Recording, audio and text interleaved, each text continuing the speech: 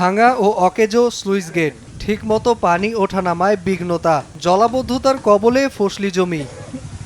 পিরোজপুরের নদী তীরবর্তী এলাকার অর্ধেকেরও বেশি স্লুইস গেটগুলোর বেহাল দশা। এতে জোয়ারের পানি ওঠানামার পর ঠিকমতো না নামায় শত শত হেক্টরের পর হেক্টর জমির ফসল ক্ষতিগ্রস্ত হচ্ছে। রবি শস্যের ভরা মৌসুমে এমন করুণ অবস্থায় দিশেহারা কৃষক। 8-10টা গেট সব নষ্ট হয়ে বই রয়েছে, ওকে তো গেছে। সময়তে উড়ানো যায় না, সময়তে নামেও না। বর্ষার সময় যে পানি ওঠে ও পানি নামার মনে কোনো সুযোগ থাকে না। সবাই ভয়ে, কেউ কৃষি দিতেছে তাও পানি উঠিয়ে নষ্ট হয়ে যেতেছে, নোনা পানি। তাতে তো আমাদের এখানের খুবই দুর্ভাগ্য। মাছের ঘের ও বসত বাড়িতেও জমে থাকে পানি। নোনা পানি ঢুকে উর্বরতা হারাচ্ছে ফসলি জমির। এতে স্থানীয় বাসিন্দারা দুর্ভোগ পোহালেও দীর্ঘদিনে কোনো স্থায়ী সমাধান হয়নি।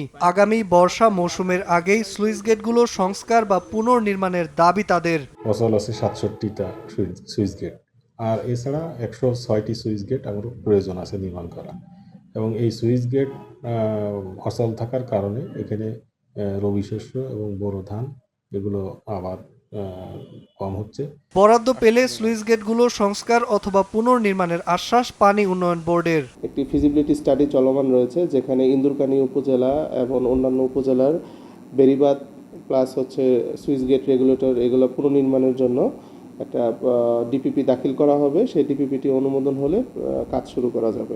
জেলায় 126টি স্লুইস গেট রয়েছে, যার মধ্যে 67টি ভাঙা ও অচল। আর এই জনপদের প্রায় 3000 হেক্টর জমির ফসল আবাদ স্লুইস গেটের ওপর নির্ভরশীল। সময় সংবাদ, পিরোজপুর।